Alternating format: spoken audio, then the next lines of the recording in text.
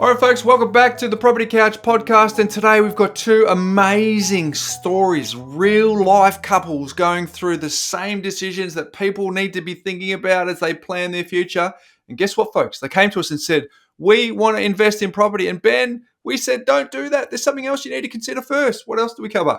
Well, Bryce, what we talk about there is getting order of priority. So what are the big rocks in the jar? And then secondly, Bryce, we will share on today's show, who does the tax system favour the most as part of unpacking these great case studies? And finally, in what's making property news, we'll do a quick run through in terms of where prices are at across the country.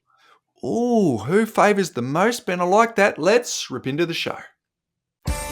Welcome to the Property Couch, where each week you get to listen to two of Australia's leading experts. Bryce Holdaway, co-host of Location Australia on Foxtel's Lifestyle Channel, co-host of Escape from the City on the ABC, and partner of Empower Wealth Advisory. Ben Kingsley, chair of Property Investors Council of Australia and the founder of Empower Wealth Advisory, named the 2018 and 2019 Property Advisory Firm of the Year. Stay tuned as they bring you the insider's guide to property, finance and money management.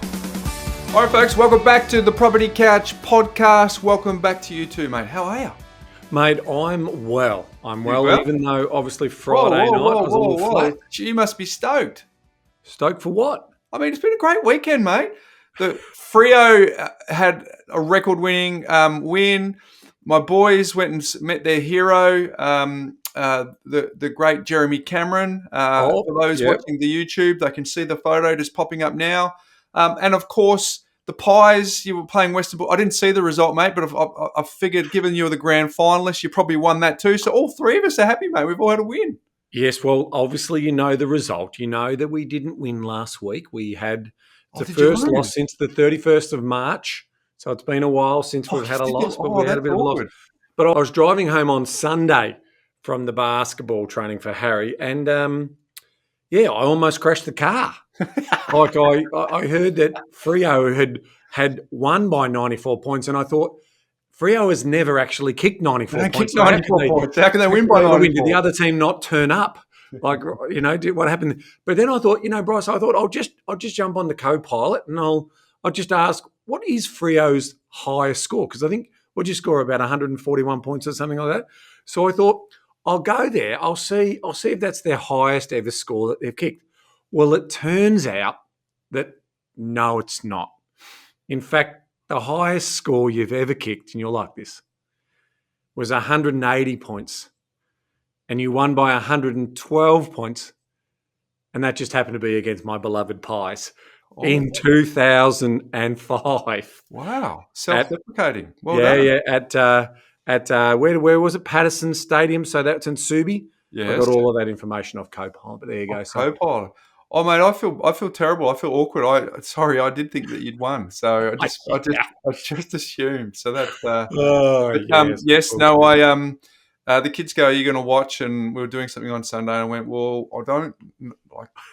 Between you and me, Ben, I didn't want it to spoil my day, so I didn't tune in. And the kids' look on their face said everything when I showed them the score. So, maybe we're up and about, Ben. Maybe you're not, and we are. So good to know. Yeah. Well, we're challenged. We've got a few out, so we've got to keep trying to find a way. Yeah, very good. Hey, big show today, Ben. We're going to do some case studies. Our recent survey suggested that the people, the community, the couches, they love this stuff. So we love them too. Look forward to that. My Mindset Minute theme today, Ben, is have you come across the book Alter Ego by Todd Herman? I haven't, no. You haven't? Todd was speaking at ARIC, Australian Real Estate Conference, a couple of weeks ago.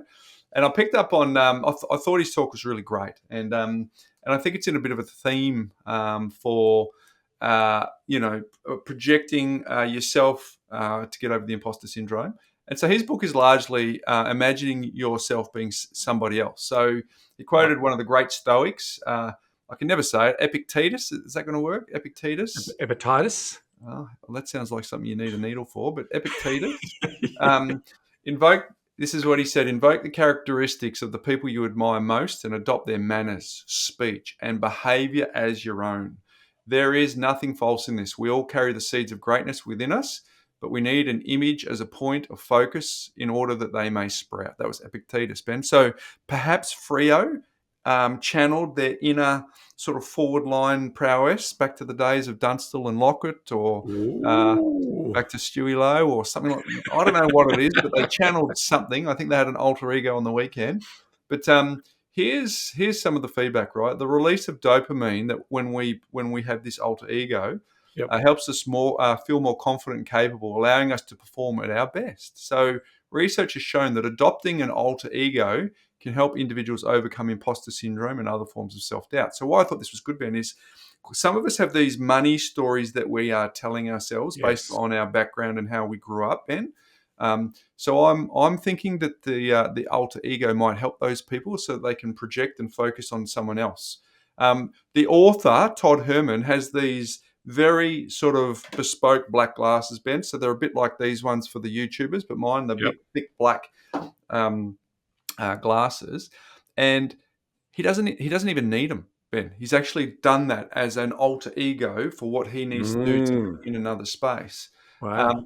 But the Black Mamba, Kobe himself, Ben, in diving a little deeper into this, I didn't quite realize the extent of the Black Mamba movement. But essentially, as you will definitely remember, he was going through a bit of a tough time where he had to play basketball and being caught early on in his career. So he adopted the alter ego. I didn't realize this was the strategy. I knew that there was a big brand around him as the Black Mamba, but he adopted the alter ego of that snake, the Black Mamba, so that when he was able to go on court and focus all the other distractions that were going on in his life, enabled him to perform at the highest level on what he did. So this was said by Cary Grant, the great famous Hollywood A-grader from a bit before my time, Ben. So I think it might have been the 60s, maybe even the 50s, Cary Grant. You'd know, given it's your vintage, but I pretended to be I pretended to be somebody I wanted to be until finally I became that person, or he became me. But at some point we met. So there you go, folks. Today's Mindset Minute is all about the alter ego and whether or not you can put on someone else's cape in order for you to create the lifestyle design that you hope to create, if there's a little bit of baggage or backstory that suggests that that's not the story that you're telling yourself, Ben. So a little bit of a Clark Kent moment, mate. If you put those black glasses on again for me, just Well, I've got two pairs, one to read and one to see. Oh, there we go. Yeah, so, nice. But you've seen them, Ben. You've seen them. I've seen them. Yes. So these are very good. So there you go, Mindset Minute today. So ponder that as you go into your weekend, folks. As you go into the week, what is the alter ego that you can put on so that you can achieve what you want to achieve? And I thoroughly recommend that book. It was a very, very insightful talk, and I've had a look through it myself. So, hey, 2 case studies today, Ben. One is both of them are really going to help with a conversation around rent vesting and whether or not rent vesting is a poster child strategy that when you look under the bonnet a little further, hopefully today, the goal is that rent vesting isn't just something that people go, that seems like a really great idea. Hopefully, we're going to give you a real life case study. Names have been altered. Circumstances are actually true and factual so that we can protect the innocent. But today is largely around someone who came in wanting to be a rent vestor and what did their strategy look like at the end of that. So let's rip into it, Ben. We're going to build, I'll set the scene. You and I will do some commentary along the way, and then we'll get to the journey at the end for some folks to understand this. But here's how it goes for the community. A couple of shout outs. One is Amanda from our PWP team. She was part of our summer series as well. We'll put the link in that if you want to check out Amanda's episode. But she has sent this through, and it was really important. And she felt really strongly about this topic of educating our community around rent vesting. So shout out to Amanda. And today we're going to talk about Seb and Bronnie. Now, Seb and Bronnie is the names that you and I have made up, Ben, but that is not their real name. But as I said before, circumstances are real. So here they are. Seb and Bronnie are both born in the year 2000. One has turned 24. One is still about to turn 24, so still currently 23. They are a de facto couple living together and renting in the nation's capital, Ben, in Canberra. Seb is in the building industry as a building site foreman, and Bronnie works for the public service in Canberra. So in a few months, they are going to be relocating out of Canberra as Seb's role is changing and Bronnie's job is transferable as well. So Ben, couple in their early 20s, arguably getting a bit of a jump on their generation because this is nice early planning. And when you see some of the things that they wanted to solve, it's pretty admirable. But the problem they came to Amanda with is quite simply they wanted to be property investors and they wanted to be rent investors.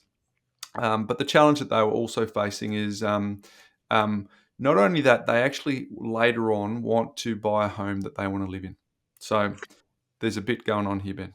Yeah, there is. I mean, I would summarise them as young, aspiring Australians, which is a really good story, right? Ultimately, they've met their life partners so at such a young age, which is really nice, and they're starting to think about lifestyle by design. And part of that is they've worked out that you need to have a wealth base that's going to be able to be built over time. And they're starting to consider what their opportunities are when it comes to how we invest. And yeah, you know, if you get on social media at the moment, everyone's flogging this idea of basically buying an investment property first before you start to think about that. So it is a really timely example of, you know, looking at what some of the strategic options and strategies that are available on a case-by-case basis. And that's what I really like about what's going to be playing out in Seb and Bronnie's story. Well said, Ben. So let's unpack it a little bit. What was at stake? What was absolutely at stake in getting this right? Well, a couple of things. First of all, they didn't want to miss the opportunity before children came along because they're planning on having a couple in the coming sort of decade, 8 to 10 years, and they really wanted a particular type of dream home, and we'll go through that shortly. So here's what it was. They wanted some land size, sort of a rural type property, and they wanted some sort of family farming equipment and animals. But they're pretty conscious of the fact that there's been, for all the people that have that dream, there's only a few unique locations that you can actually do that whilst maintaining jobs near capital city job markets. So there was a specific spot that they were looking for, right? But that dream home therefore needed a good land size component. And if they wanted to be close to a major city for their jobs, it kind of, for example, you know, Gold Coast, you know, you can be around a capital city job market, but also get access to some of that land size component as well. So, but if anyone's been on the Gold Coast lately, Ben, post-COVID, it went through a little spike that's not going back anytime soon. So sixth largest population centre in the country. So they knew that it would be expensive. And here's a couple of other things going on. They wanted international travel every year. And so they wanted to grab an investment property because they felt that would be a great way to sort of get started achieving their goals. On paper, that sounds pretty straightforward, Ben. That sounds like a pretty good idea. But the thing for them is they had lots and lots of opportunity. There's definitely no doubt about that. Full borrowing capacity over $1 million. Strong savings at 320,000, Ben. So clearly delayed gratification's not an issue. Base, yep. And they were very diligent at trapping their surplus. So, and here's an important factor, and here's a message for anyone in our community that is blessed with this type of skill set. But Seb's in the building trade. So Seb can get on the tools if required and making those home improvements. That ability, Ben, to trade your labour into equity is I think I'm handy, but I'm not. But people who are handy, Ben, have a very strategic advantage in the property game. So could get on there. And he was pretty keen, not so much on the investment, but on the principal place of residence, was definitely keen to get on the tools. And they also had a borderless mindset. So as I round out setting this up and going to you for comments, Ben, they were very good at delayed gratification already. So that habit's locked. They've got growing careers. So, you know, already strong incomes, and the opportunity therefore creates lots of options. So being clear on what those options are. So the planning process was very important for optimizing sequencing, but most importantly, Ben, which is the purpose of this podcast, is to make sure people get the big rocks in the jar first that they want to do. Yeah, so I think this is obviously a lovely scenario and not everyone's situation, right? So a solid deposit, really strong borrowing power, and job flexibility. So all of those things marry up, for the ability to move around and do what they needed to do. So that meant, from a scenario point of view, there were several opportunities in terms of what we could play with. But again, there was this potential default setting where they've reached out thinking they want to buy an investment property because they're not ready and they can't afford their main home. So they're thinking, let's grab an investment property over here.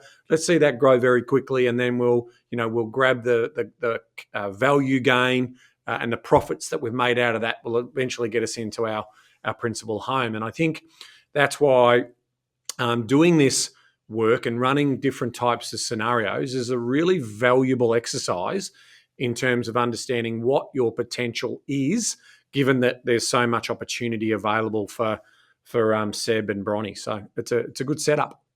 All right, so let's keep building out this story. They had an epiphany, right? So there was a few strategy sessions back and forth. What about this idea? What about this idea? Okay.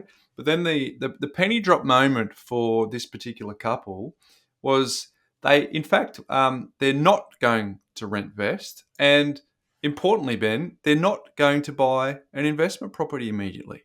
So, going in thinking buy an investment property, we're going to rentvest, and all of a sudden we're saying no to an investment property, no to rentvesting.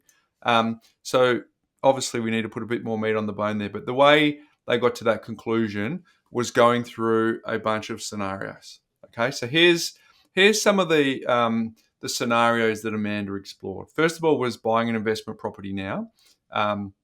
So when the time was right in terms of recouping that borrowing capacity and cash flow, they could maybe keep that investment property and buy a home, and then later on add another investment property.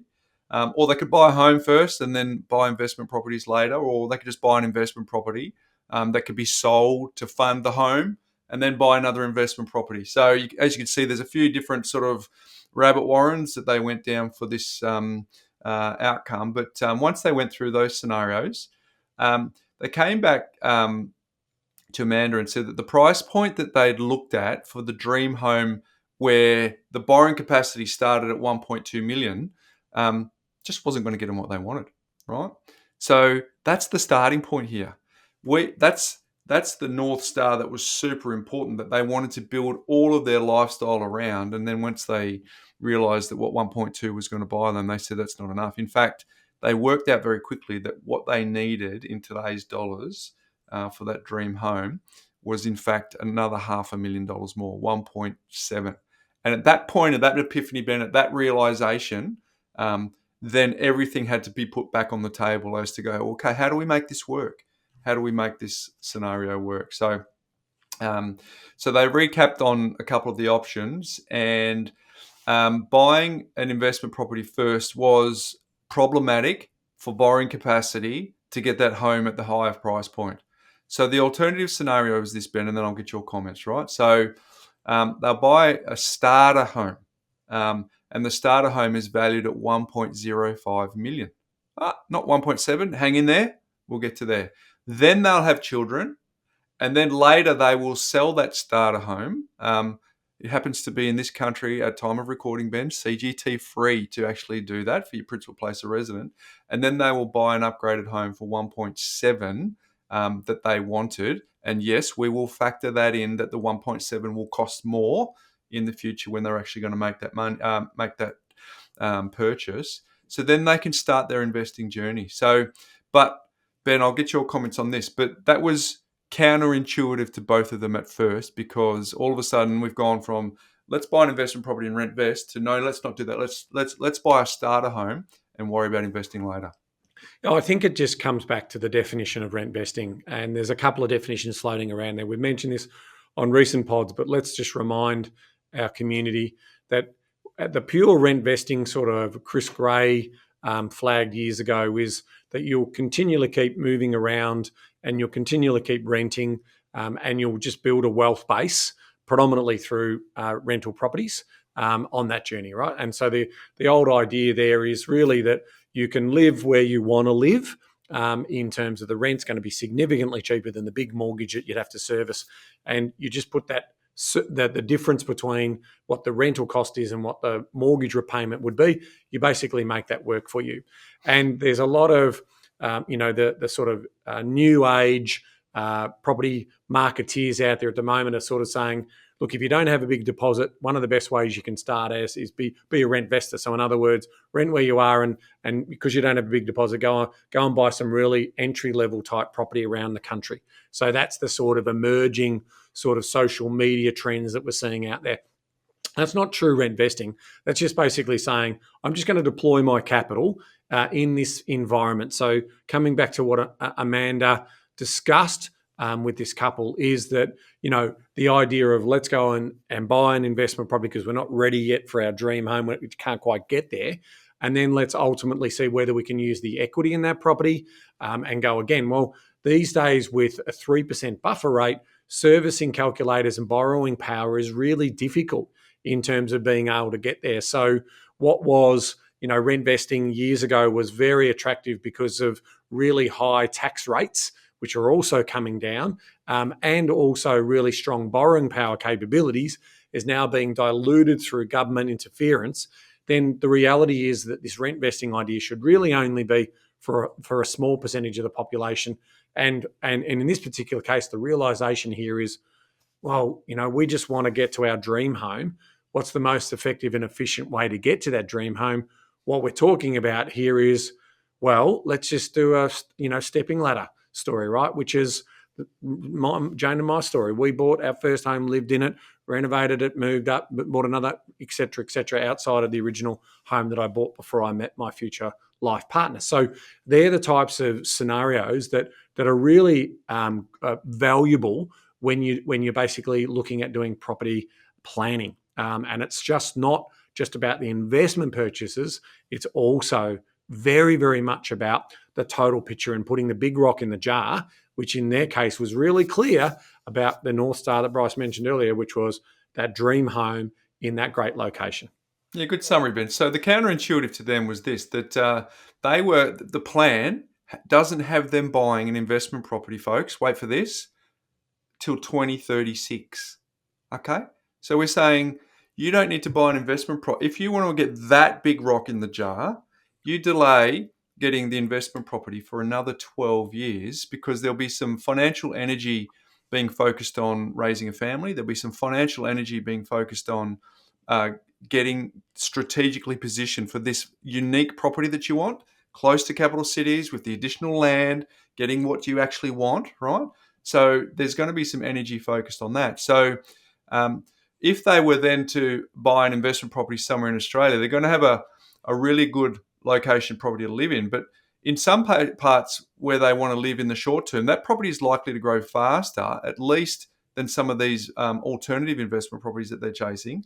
And it may even grow faster than some of the rural properties, right? So by getting that starter home in the right location, that will help build the equity base, which will then springboard into another position, which, arguably if they buy in the right spot, will still perform nice on capital growth, but it still could get even just a little premium, as we know, compounded over a bit of time, makes an enormous difference. So therefore they will be getting into that starter home, they'll be saving on rent, they'll be investing into that mortgage and to get more equity. And here's the thing that we want to pause and pivot, we want to pause and prolong, is when they sell it, there's no capital gains tax. They're able to leapfrog into their home. And so I think it's a good spot for us just to pause, Ben, and say, that's the beauty of the tax system in this country around principal place of residence.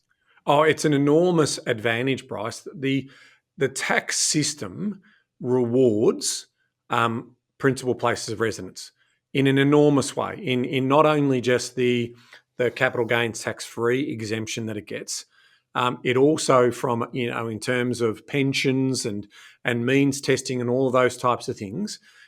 Currently on recording today, if you listen to this in 10 years' time, there might be some changes. But right now, it is by far the best vehicle in which you can help build wealth over time and then potentially over the journey also downsize off that as a larger home may not necessarily meet your purposes later in life when you don't need that space. But as a young couple, they've got an enormous amount of time on their side. So time is their superpower here, combined with really solid employment prospects. And if I overarch that, just this really great focus on attitude and aspiring Australians in terms of their want to be able to, design a lifestyle by design. So, this is going to turn out really, really nicely for this couple because we have all of those pieces of the puzzle in clear line of sight.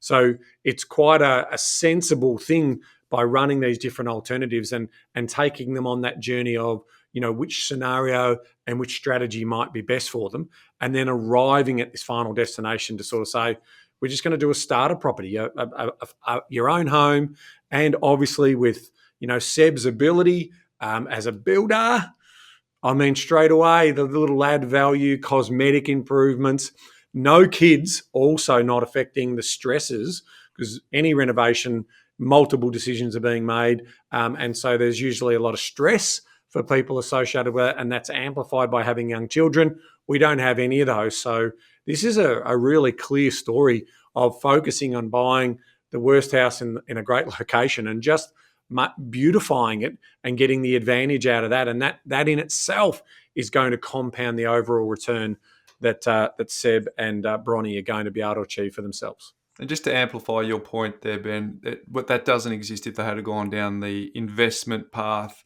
do that up, sell it. Even if you hold it longer than a year, you're still paying capital gains tax, even at a discounted rate. So it just means, again, reinforcing just the wealth creating ability that your principal place of residence has under the current tax regime is pretty good. So here's the flow on from that, Ben. When they do have that dream home, the modelling was 50% LVR on the 1.7 million purchase, which by the time they buy, it'll be more. But in today's on the non-deductible debt, how good's that? On the unbelievably good. And but also gives them that wonderful power to get, because remember, we're going for a unique property with a unique sort of opportunity, so that the kids have this. They want farm animals, they want some farming equipment, all that sort of stuff. So, so here's the kicker, right? So we go back to the original part, and part of the challenge in their thinking was, but we're not investing for until later. So once they have that mortgage on that dream home, and that is lower, which then reduces the drain on cash flow and serviceability for borrowing capacity, well then at a 50% loan to valuation ratio, guess what? They've got borrowing capacity to then go and buy investment properties and start investing. So so not only do they have delayed gratification in their DNA already, Ben, to get that large deposit, but then we're going to further flex the delayed gratification because they do have an itch to scratch around investing in property. And they're going to delay that, but they're just going to be in a wonderfully powerful position to do that. So, and this ultimately was the most successful out of all the scenarios, Ben. Naturally it is, because obviously it means that because we've got our bigger debt, our non-deductible debt on our principal home, we're able to then obviously release the equity in that, do 105% lend against the investment properties, of which there's tax deductibility associated with those. So, and again, we have the power of time. Remember, income, expenditure, time, and target. We've got a lot of time for these assets to breathe and grow over time, that we're still seeing a significant, comfortable retirement where they're earning, a really, really nice level of passive income in that retirement phase. And it highlights also a point to me, Bryce, for the people who are listening along or watching along at home, and you're in that younger generation set. Again, there's a lot of people who are chasing these sort of rentvesting ideas where they're just going to try and trade money at that. But if they do their hard early, which is, in other words, if they can find whatever they can to get a deposit for a home and potentially start with a doer-upper or something along those lines, that's a real opportunity for those people, right? Coming back to your point before about the recycle costs are big, but it's amplified if you have to sell an investment property to get into your principal homes, as opposed to, moving up with your principal place of residence and moving up that property ladder over time. I mean, that's, and having a view that you don't instantly need to have the dream home straight away. I mean, if you're watching Channel 7's Dream Home now and you're seeing all these amazing transformations, and people have this whole attraction. It's one of our favorite barbecue sports, is talking property and being very house proud. Start there. People will respect you for starting low and then getting in the market and then continuing to trade up if you can over the next decade. And then obviously once you've had the kids, because a lot of our older audiences, those people in their mid-30s to early 40s who have got young children now but have got their principal place of residence, they have now got equity in their home. They're also the people that should be tapping us on our shoulder and getting a property strategy done, because they've got the equity, we've got clear line of sight on the number of kids they've got, and that they are in the accumulation phase of buying investment properties. So really what we're seeing here with Seb and with Bronnie is that we just got them really early, right? And they were smart enough to come and get a plan done, and that ultimately has allowed them to see line of sight on their journey and their pathway. And this is my big message in this particular strategy, Bryce, and that is that a property plan or getting advice around property shouldn't just be around an investment property. Building a property portfolio absolutely needs to focus on the big rock in the jar, and that's being the principal place of residence. Really, only 5% of people will probably ultimately end up being true rent investors. So the other 95% of people have got to work their way to get to their lifestyle by design, which is usually having a really nice home that they can build memories in and be proud of. And so how you get there, we're just obviously telling you that that's why you get these strategies organised and done. And everyone's going to be in different situations. So it'll ultimately be a case-by-case scenario that will come out based on your circumstances. But in terms of this story, it's a ripper. But if you're thinking and how this relates to me, start thinking about, okay, well, how do we get into, being able to put maybe some elbow grease into making an older, tighter property into something that's a little bit more nicer, and then thinking about how you make those steps forward. Yeah, because the vision that we're selling here on the podcast, Ben, is not the drill bit; it's the hole. It's the end goal. Correct. It's what the drill bit it's actually the picture does. on the wall. It's the picture on the wall. That's right. So therefore we're not promoting buying investment properties. We're promoting lifestyle design. That's ultimately the fundamental thing that we're doing. So you can see here that through the story that we're crafting here, that Amanda has done through this carefully curating story with her client, is we're trying to get very clear on what you want and reversing a plan for that. And so there's no predetermined idea of how many properties you need. Arguably, for people, in our business that are in, there's incentives to buy more investment properties. We're saying delay it. Don't do it. Do it later.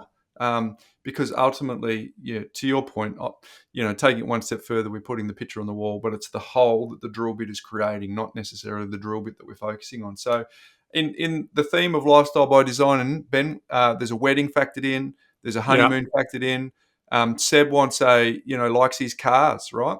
So it's got factored in a racing or a street car, plus the farm equipment, the regular international travel, that was part of it. So this is a sequencing Kids program, optimizing with the kids in it. So they looked at different timings around the kids. Here's a mic drop moment for them, because for Bronnie and Seb, she doesn't want to work in between having the kids and then returning back to work when the eldest is 5.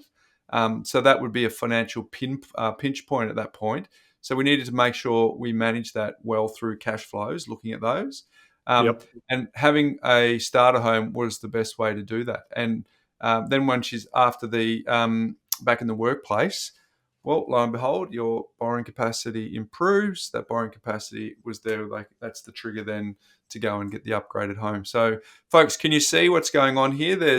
We're trading through waves of cash flow changes within the household and sequencing major milestones to be in sync with those, Ben. So lifestyle by design 101 here. It's not just about investing property. No, it's not. So then what's the plan that we do see here? So 12 months of renting. They'll check a new location out to see whether it suits their needs in terms of what that looks like. Then they'll lock in that starter home, get on the property ladder with that. And then in 2029 and 2031, then we're going to see the children that's being planned for.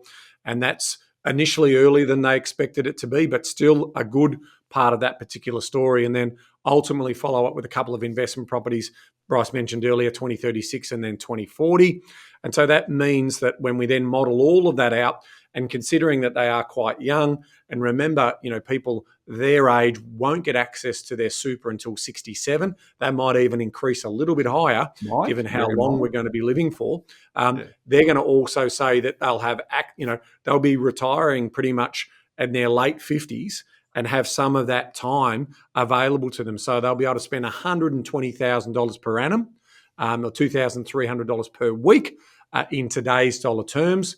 And then they'll be able to then get access to that super later on, which will then just be another little liquidity boost by the time they get eligible for that super. And it is worth noting that in terms of Bronnie, because she's working in the government, she is getting a 15% super contribution. So that also adds to obviously the healthy super size that they're going to be able to get access to later in life.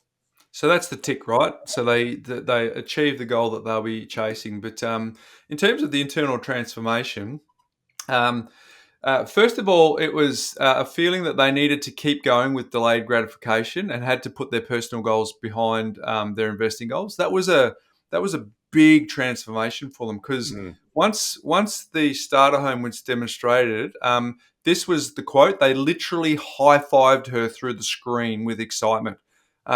And so we should reflect on that to our community. They were committed to delayed gratification, but there was still an internal burn to go, when's it our time to get what we want? So the fact that they could do that caused mental high fives, which was really good. And that prompted Seb to start thinking about how he could get on the tools and, build even more equity and further strengthen their position when they get to the dream home. Because the good thing about this planning is it gives you line of sight, it gives you a path and a track, but it also gives you a goal when you get that laser-like focus. It's to actually exceed it and trap more surplus and see what all these spending decisions do for that end goal. Secondly, it was about reassurance for them so that they can actually have their goals and their lifestyle choices and delay investing and still come out really strongly. But the third thing, and here was the major transformation for them, was the key misconception about rent vesting. And here's the reason why we wanted to showcase this, Ben, because you've talked about this to a lot of the extent, but there's pure rent vesting is on one end of the spectrum, and then the other end of the spectrum is not buying your own principal place of residence first, and then everything in between. But the pure rent vesting, where you rent where you want to live and using your borrowing capacity to buy those assets, that's your traditional rent vesting. But here's a comment from Amanda. All right. She understands Chris Gray's been on the podcast and he's probably the highest profile rent investor in the country, doing it quite comfortably in Sydney. But Amanda made this comment, Ben, that she hasn't actually met somebody that is comfortable to be retired and not have a home. Now, there probably are some folks, Ben, but I would say that in my experience too, the overwhelming majority like the peace of mind. We've never seen anyone really prosper in retirement without their home, particularly if they don't have any investing choices, but it's possible without your home if you've looked out for that. But that's usually a peace of mind comfort thing that you have. So most people want a home and not rent vest forever. That's important. It's like the Titanic. If you want to change course on that Titanic, you have to send the tugboats out. You have to change direction. You have to do a lot of change just to pivot that boat. It takes a while. So you have to be super careful about pivoting out of rent vesting, because if you go too far with it, it will limit your borrowing capacity. And if you do want to change and you feel like your circumstances have changed, because here's the important thing to remember too, Ben, is life cycles. In our 20s, got a different focus. We move to our 30s, different. Then we add family into the mix that we don't anticipate the feelings that are going to be going through our body at the time. Just we need to plan for that. So if you want to buy an investment property, sell for a profit, then get your home, you have to be really mindful of the timeline, because you need to have a decade in that game. You don't want to be turning that around too quickly. You need to have time for the property to compound and get that growth. So any timeframes under a decade, in some cases you might have been better off actually not putting the money into the property market, Ben. You might have been better off putting it just into a savings account. Yeah, we've had some recent examples where we have bought, properties in that 400 to 500 range, and they've rocketed up to, to be worth 600,000-700,000. And we've had customers who we did plan for where that they've sold those properties, even though that wasn't the plan. It was just such a rapid increase. But again, when you're a professional advisor and you're playing with other people's money, what we've got to do is look at long-term, trend lines and do the modeling associated with what is more plausible and realistic. Even though, because if someone's, advising you and promising you that this thing is going to shoot the lights out in sort of 12 to 18 months, it's going to be double worth what they paid for it, run a mile, right? And they might have one example in 100 or two examples in 100 where that might be the case. So I think it really is important when you're getting your professional advice is to be conservative in terms of some of those modelling exercises, because if that does ring true, and let's say this happens for Seb and Bronnie in terms of we buy this starter home, they do some renovations on it and they time it well and the market moves beautifully for them, well, then that just adjusts and brings things forward in terms of, that planning story. And I think that shouldn't be lost on people in terms of when you're doing these scenario models, you want to be relatively conservative, not too conservative where it restricts you from making smart decisions, but certainly you want to make sure cash flows, buffers and assumptions are robust enough that they can, sort of move through economic cycles comfortably, and so those people aren't necessarily struggling. So that just gives you some idea of some of the advice work that needs to happen from a professional advisor rather than someone who's interested in making a transaction with you. Well said. So as we round this out, in all of the examples that Amanda looked at for this couple, despite being young, despite having lots of opportunity, lots of savings and great incomes, it still wasn't a viable option for them to rent vest and then pivot out, particularly during the family phase, Ben. So the starter home as the quasi-investment property was the winner. And even though when they first met Amanda, they came asking for help to buy an investment property. Let that land, folks. They thought they were coming in for one thing, and they left the process with another plan that meant that there was mental high fives. Here was a little side note from Amanda, which I found interesting, Ben, because they are the front line, Amanda and all the rest of the team. They're the front line. Often when people listen to this podcast, they come and have a conversation, right? So Amanda said, there's a general concept out there that people believe that you and me are pro-rent vesting, right? Okay. So I thought about that and I thought, all right, we've talked about it, but I've rent vested over the journey. Amanda's rent vested over the journey. So, but ultimately, for the record, if you can buy your principal, I've pivoted on this a lot, right? So I've gone through the journey, particularly when I first started. I just thought, why would you even consider getting your own home? My first mentor was a rent vester. It was back in 1998, and he drilled into me, why would you buy your own home? Why would you buy your own home? Why would you buy your own home? He just said, you move in with your suitcase of clothes, and then when you want to change, you just do it. And it made an impression on me, and I thought that was the smart thing to do. But what I didn't realize at the time was he was in his at the time, Ben, he would have been late 50s. I would have been early 20s. He'd been through that phase of owning his own home, so. I wasn't modeling the rise. I was modeling the plateau. I was modeling the end of the journey, right? And so I didn't realize that emotional, non-spreadsheet decision that comes from being in your own home, filling your own walls, the security that comes from that. So I think for the record, Ben, I'll ask you to, my preference, all things being equal, if you have the opportunity to, is to prioritize having your principal place of residence. Yeah, well, again, let's think about what was then, what is now. We had tax rates 47% plus levies, and all of those things are now changing, right? So it really is important to understand that the rules of the game have shifted, but what is very politically difficult to shift is the rules of the game around your principal place of residence. I don't see any political party having the gumption to be able to say to people, right, we're going to start charging tax on your principal place of residence like they do in the US, right? So it's just one of those political footballs that the hot potatoes, I should say, no one's going to touch. So if that is going to be true, and you can see the advantages of doing that, and also, that, remember, financial well-being, having your own home is going to be definitely the vast a preference of the vast majority of people, and I've said that 95-5 is pretty much where I see it eventually landing. It might be 10%, 90-10 where it falls out. So the vast majority of people are going to want to own their own home and make it their home of memories and joy. So I don't see that changing anytime soon. So, folks, there's rent vesting forever and there's rent vesting for a period of time. And those two things are very, very, very different. So hopefully this case study has helped you understand the distinction and helped you better decide which one you want to do. Okay, our next case. So thank you for that one, Seb and Bronnie, even though that's not their real name, Ben. Okay, so the next one that we want to go through is Adam and Jacinta. And this is from one of our frontline team, Brendan Vaughan.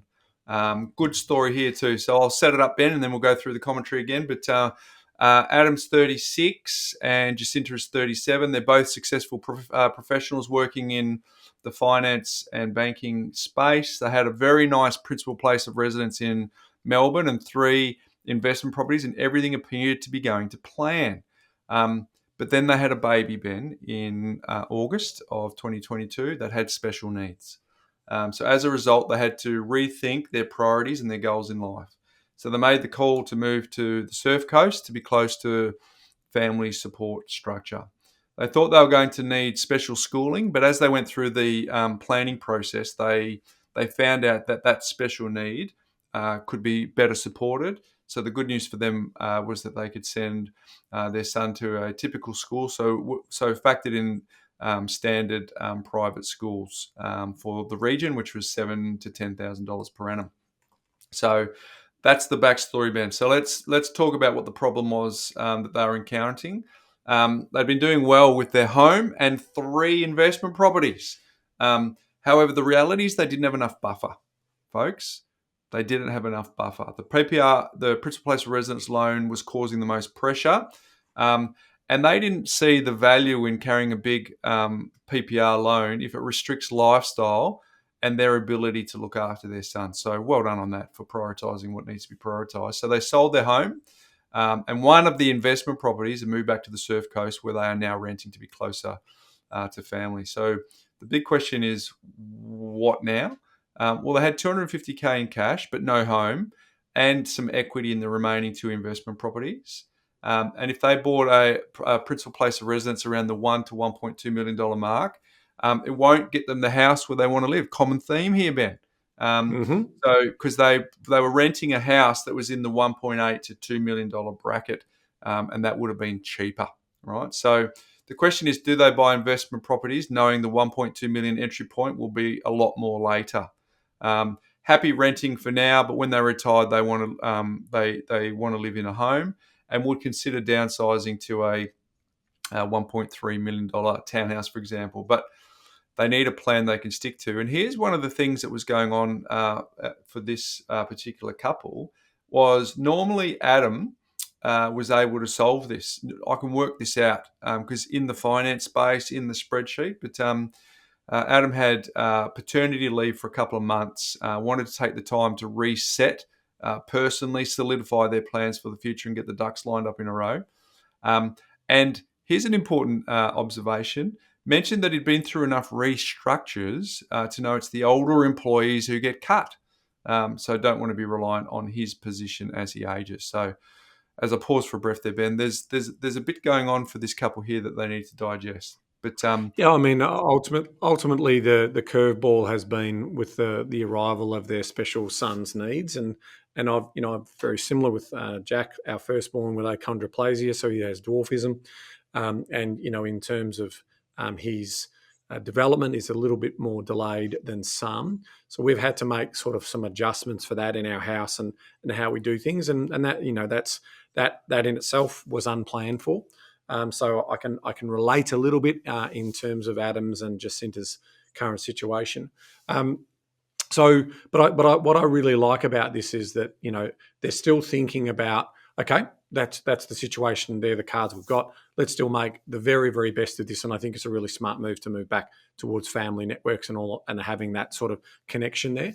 And now it's like, okay, it sounds like we've got a pathway forward, and what that's going to mean in terms of the schooling. And yes, having a child that has special needs, we did the same thing. We didn't want to be lost in the public school system because there's just too many kids in a class. So we went also down the private route with just a little bit more attention, a little bit more resources to continue to keep making sure that Jack's development stayed consistent with his age range. So that's also something we focused in on. And that's where I can see here in terms of this particular story.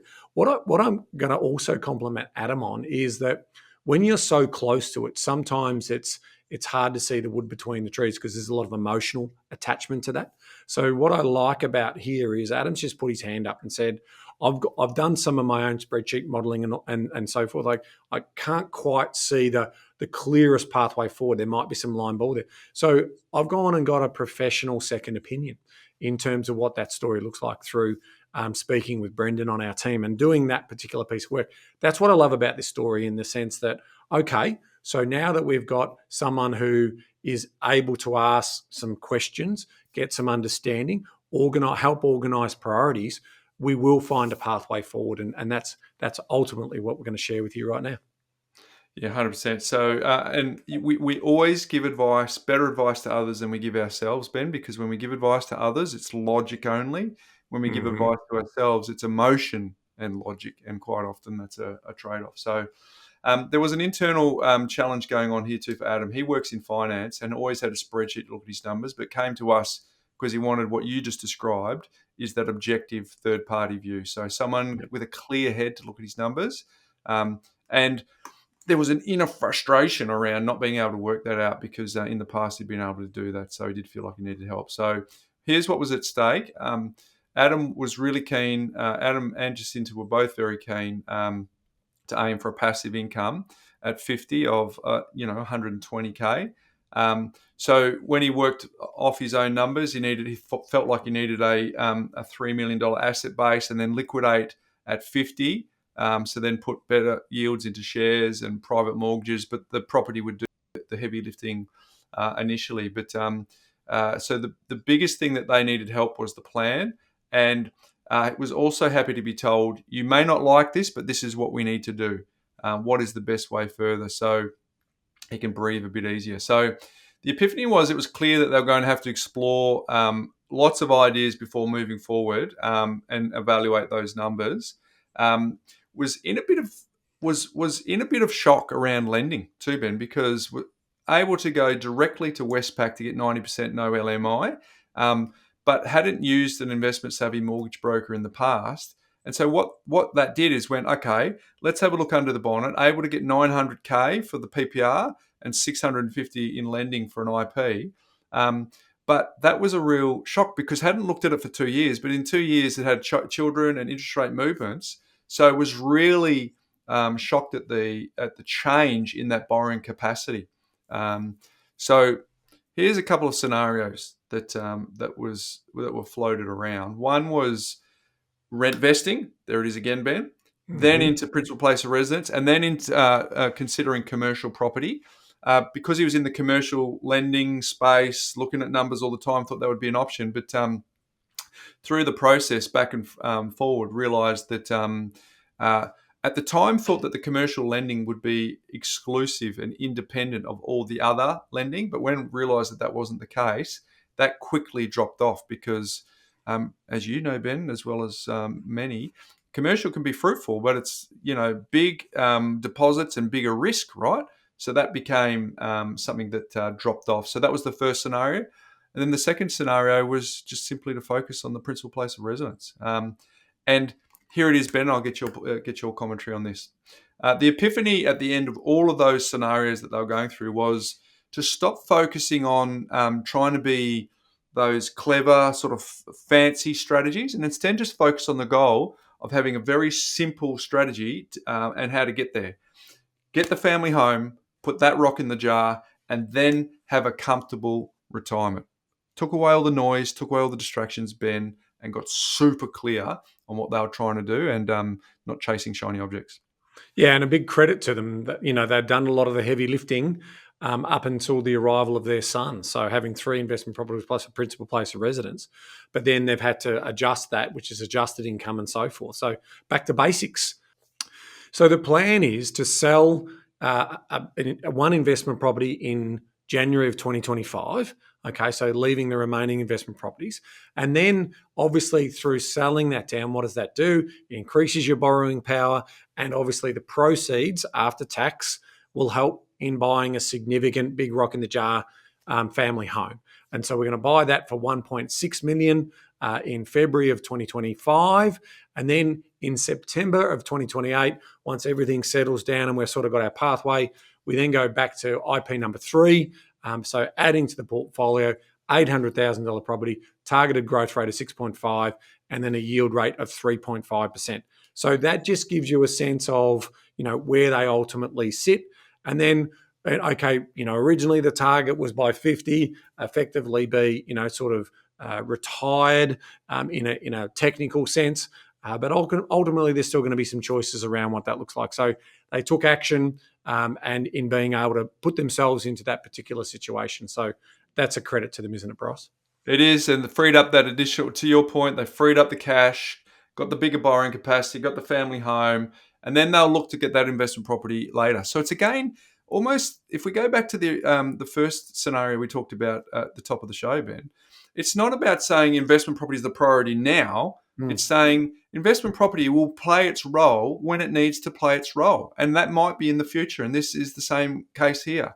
Investment properties will still play a role in their portfolio, but right now it's that immediate lifestyle by design that they need. So, and they'll get that investment property infused. Semi-retirement at age 52, so that they won't be relying on the current employer. Remember that bit where in the back of his mind he was like, I see the ones who get cut are the ones who get older. So that's the tick.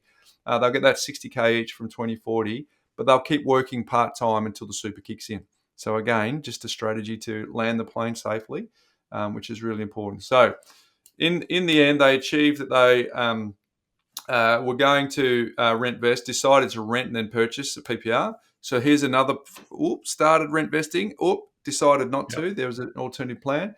They retired in their early 50s, and instead of selling all the IPs, they get to keep 2 forever and pass them on to the kids, which is really, really great. But the transformation internally for this couple was simple, straightforward strategy that achieves all the objectives. And we should bold and underline this, Ben, without the pressure, because they're in a situation now. Passive in the background. That's exactly right. Passive in the background. Get on with life. Get on with having, creating those memories with the family. Yeah, I think that is a low fuss, high value type plan. And again, credit to them for doing some of that heavy lifting early that got them that position to be able to do some flexibility. But if I'm thinking about up on the surf coast or whatever, Sunshine Coast or whatever, and I've got 1.6 to spend, I'm going to get a really nice home at that sort of price point. So yeah, again, I think it's a really nice story for Adam and Jacinta. So congratulations to them, and I can see exactly how they now can have just some peace of mind and then basically just get on with executing on the plan. Get on with getting on with it. Well done. That's brilliant. So thank you, Seb and Bronnie, for allowing us to share your story for the benefit of the community. And thank you to Adam and Jacinta also. I think there's some common themes, there's some differences between what they're doing, but the number one thing that's common across both of the stories is it's not an investment property game, it's a lifestyle by design game. And they were doing it super well. So thanks to Amanda and to Brendan for guiding them so well. Hey, my life hack today, Ben, is something that I picked up at ARIC, and I thought it was really good. When you, Ben, if you just channel, and everyone who's listening to this, just channel something last week or 2 weeks ago or maybe a month ago that really consumed you, and you thought about it, and it was keeping you in some form of anxiety spectrum, from mild anxiety right through you couldn't sleep at night, and you think about it, and now you look back and you go, there's no energy in that. One of the life hacks I picked up from ARIC was this. When you're going through something, what you do is, to help you go through what you're doing, is go to your calendar, Ben. And so what's today? Today is the 5th of June today. So what I would do is I'd go to the 5th of July and I would create a diary note, right, in your phone. And then you just start writing out what's bothering you and stressing you and how it's affecting you and all that sort of stuff. And then you just close the diary note, right? So what actually happens is two things happen. The writing the note actually helps you get it out of your system. And number two, guess what? You get to revisit it and build some mental, some muscle, some mental memory, right? So imagine 1 month goes forward, and then it pops up in your diary, right? And you go, oh, and you read it, and you go, oh, that's right. That was consuming me. That was really impacting me. And now, generally, 99 times out of 100, nothing, gone, left the body, left the system, and so that is a way for us to deal with stuff that's going on when in the bigger picture. And one of our guests coming up, Ben, around our 500th, will reinforce this even further. But You bet. just a little hack, Ben, that I picked up that I did one on the weekend. I thought, can't wait for that to pop up. But it's just this little thing that pops up. And imagine over the journey, you've just got these things popping up maybe once or twice a month from the previous month, just to remind you and build that muscle memory that this too shall pass. Most things don't require us to spend as much energy on them as we do invest in the time. And mate, I was excited when I heard that one, so I'm going to give it a go and I'll let you know how it goes. But there's a life hack for the week, Ben, if you want to. Yeah, I'm looking forward to seeing how that goes for you. What's making property news, mate? Yeah, I thought we'll just touch on our good friends from CoreLogic released, obviously, the start of the new month of June. We get the May results. So just a quick wrap up of the May results. We saw a 0.8% increase across the market. It's definitely the mid-tier market and lower end of the market that's doing the heavy lifting in terms of when we start to analyse that. The top end of the market is starting to plateau a bit. So it usually starts with the value, the high end market, and it ripple effects down. We're now into that, and we've been talking about this a little bit in terms of where the borrowing power and where the demand is at that bottom to mid cap range. And so we're seeing that show up. And that's why we saw, Sydney's price 0.6 gain. Melbourne, they did actually scratch out a 0.1% gain. Brisbane had a 1.4% increase. And then Adelaide had a 1.8%, very strong. Perth also super strong at 2%. Hobart negative, went backwards by 0.5%. Darwin also went back negative by 0.3%. And Canberra had scratched out a 0.5% increase. So combined capitals, as I mentioned, up 0.8%. Combined regions up 0.6%. So nationally it landed at a 0.8% increase for the month. So we're now starting to see nationally median house price across all values sitting around $785,556, Bryce. Oh, that's good. That's always good to keep updated, folks. But mate, we have covered some ground today. So again, thank you to our two stories. The people behind the stories know who they are. And thank you, as always, to you too, Ben, for your contribution for the layers that come from these stories as they evolve, mate. But as we still nudge very, very closely to our 500th episode, Ben, until next week. Knowledge is empowering, Bryce, but only if you act on it. Well said. See you next week, folks.